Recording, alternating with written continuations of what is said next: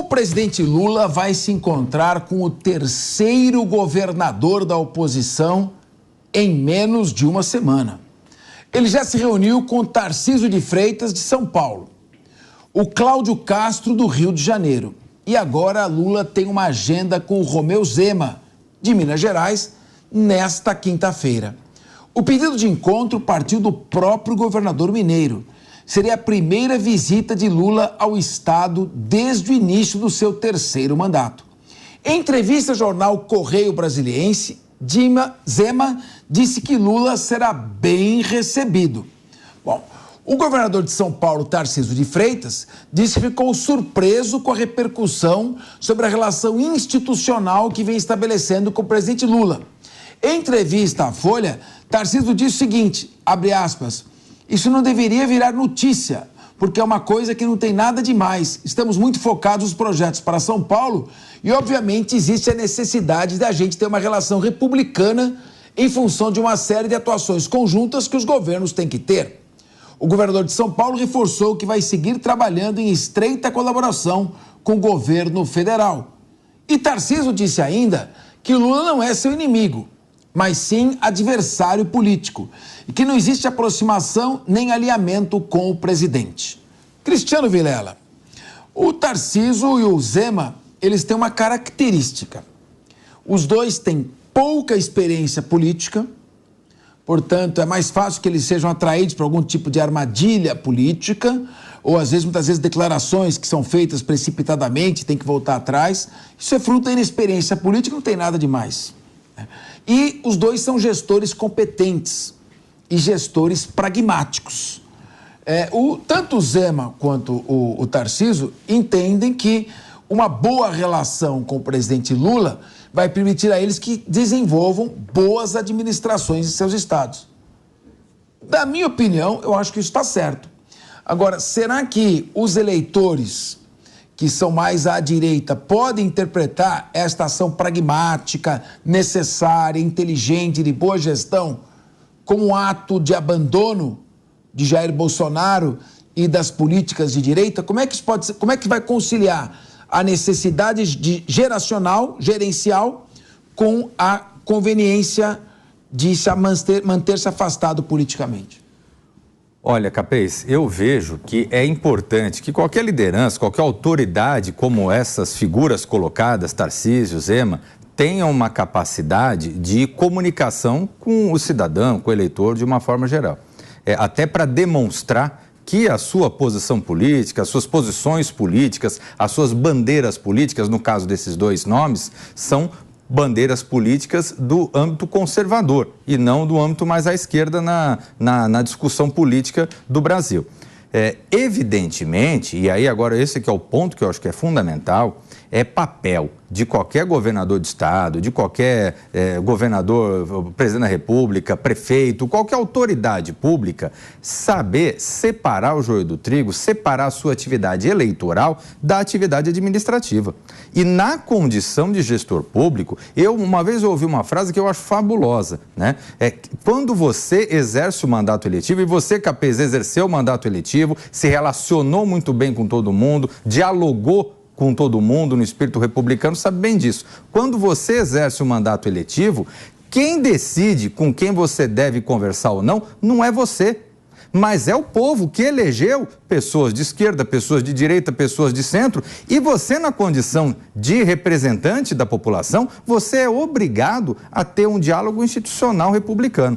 Nesse caso agora que tivemos de Tarcísio de Freitas com o presidente Lula, referente a essa travessia seca Santos-Guarujá, por exemplo, esse é um reclamo de dezenas e dezenas de anos da população daquela região, é um tema fundamental, estratégico para o país. O Porto de Santos é o maior porto da América Latina. Então, é evidente que um tema como esse não dá para ser conduzido só por um lado. É evidente que um tema desse requer maturidade para a discussão, uma discussão republicana entre presidente e governador. E aí não é a questão de gostar ou de não gostar.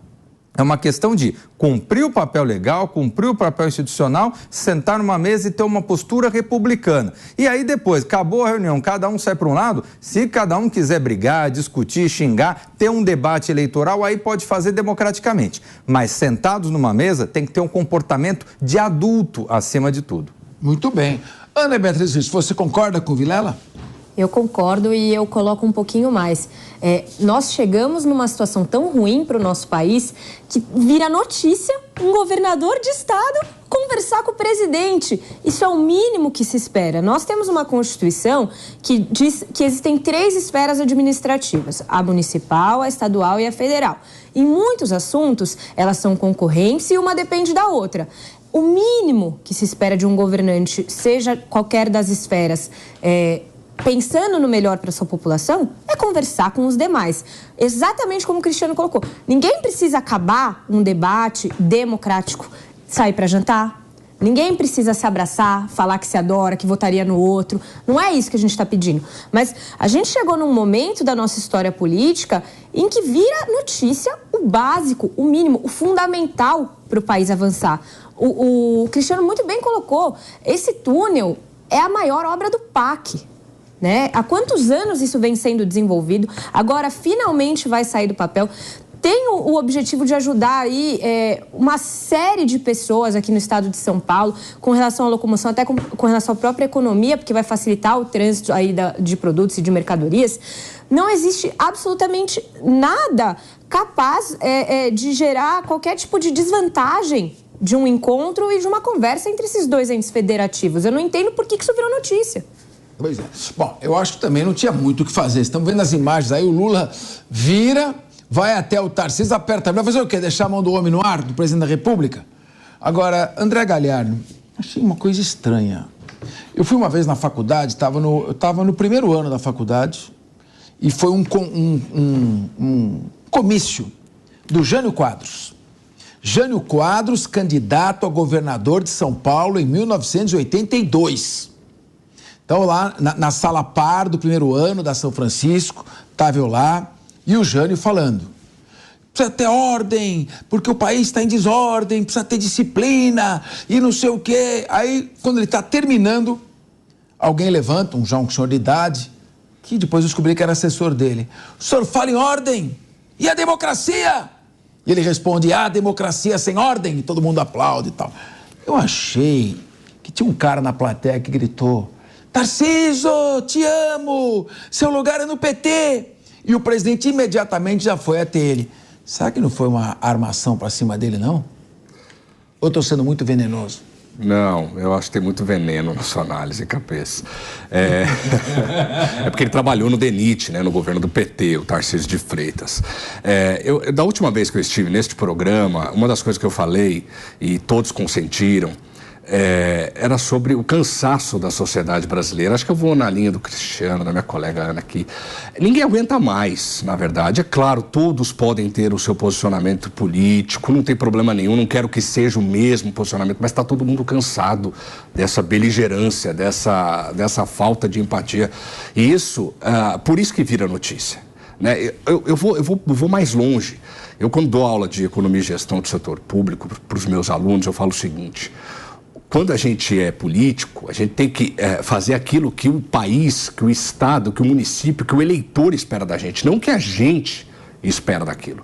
O Trump, né, forte candidato à presidência dos Estados Unidos neste ano, foi capaz de mudar completamente o seu discurso e apertar a mão do ditador norte-coreano Kim Jong-un, por interesses estratégicos geopolíticos. Aqui a gente estranha um presidente, um governador do maior estado, economicamente falando, do país, apertar a mão do presidente do mesmo país. Então, vira notícia porque a gente se acostumou a essa disputa que está todo mundo cansado, mesmo os que mais gostam, né, dessa disputa, mesmo esses, eu tenho certeza que também já estão cansados. O Farinazzo, está um pouco polarizado mesmo, está chato o país. Um está xingando o outro, as pessoas não se cumprimentam, a gente não consegue mais debater ideias? Começa a xingar pessoas? Eu penso... Boa tarde, Capês. Boa tarde, ouvintes da PAN, companheiros de bancada.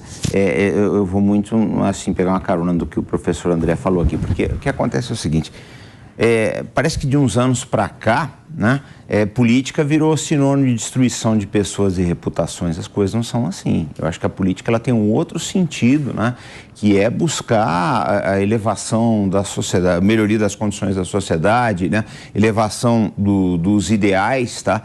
E parece que isso está se perdendo, virou um fla-flu inútil. Então, eu acho muito saudável que o presidente converse com os governadores, que haja essa recepção. Porque o que acontece é o seguinte, quando você vai, por exemplo, na ponta de linha, vamos pegar o interior do estado, que eu acho que... uma vez eu vi uma pessoa falar uma coisa que é uma grande verdade, né? Que o país, ele acontece nas cidades, essa é a grande verdade. A cidade é a base de tudo. Então você vai na periferia, você conversa com Dona Maria lá, ela precisa de esgoto, ela precisa de uma creche, de uma escola, de um posto de saúde, hospital. Posto de saúde é importantíssimo no interior, se ouve muito falar disso aí. E ela não quer saber se isso vai vir da esquerda ou da direita. Para ela é que se atenda à necessidade. Então eu acho muito importante que haja esse diálogo, eu espero que repercuta nas bases, tá? Eu acho que pacificar o país é a grande missão dos nossos dias.